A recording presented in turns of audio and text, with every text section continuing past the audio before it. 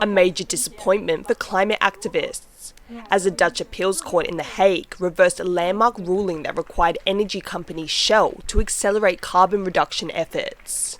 To be honest, I was just really disappointed. Like, I was almost crying, and I was in there in the court. And we were just like, at first it looked really good for us, but then it just went downhill. A 2021 verdict by a Dutch district court had ordered the gas giant to cut its carbon emissions by 45% by 2030, compared to 2019 levels. Shell argued the decision would hurt their business with no benefit to the fight against climate change, as customers would just shift to other suppliers. The court acknowledged the company has a human rights responsibility to reduce emissions, but said it could not force Shell to adhere to a specific reduction percentage. Shell claims they remain committed to becoming a net zero energy business by 2050, something the activist plaintiffs doubt, given the company decreased its carbon emission targets in March, citing sustained demand for fossil fuels. But it's clear in the summary, the judge stated that the more than 800 oil and gas projects that are planned by Shell, that they are contradictory to the responsibility of Shell to reduce its CO2 emissions in accordance with international climate agreements and contributes to human rights violations.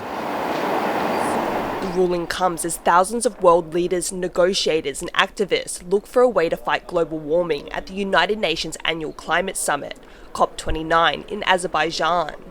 The UN's chief telling attendees time is running out to tackle the climate crisis, urging countries and companies to work harder to adhere to the 2015 Paris Agreement that aims to limit the rise of global temperatures. So doubling down on fossil fuels is absurd.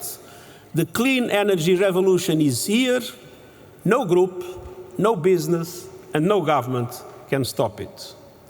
But you can and must ensure it is fair and fast enough to limit global temperature rise to 1.5 degrees Celsius. This ruling in the Netherlands, a setback towards that goal. But the activists who turned to legal channels to pursue the climate action have vowed to continue fighting, with Friends of the Earth expected to appeal the decision in the Supreme Court. Obviously, we're not done with Shell. We're still going to campaign, we're still going to fight, and there's going to be lots of activism still. And if this isn't the way, there will be another way to make them reduce their emissions. It could be years before there is a final ruling. But despite the Dutch appeals court decision favouring Shell this time, climate lawyers say it is a step forward in bringing global corporate responsibility into the spotlight and the battle to hold the world's major polluters to account. Dolphine, Chen and Rosie Grenenger for TaiwanPlus.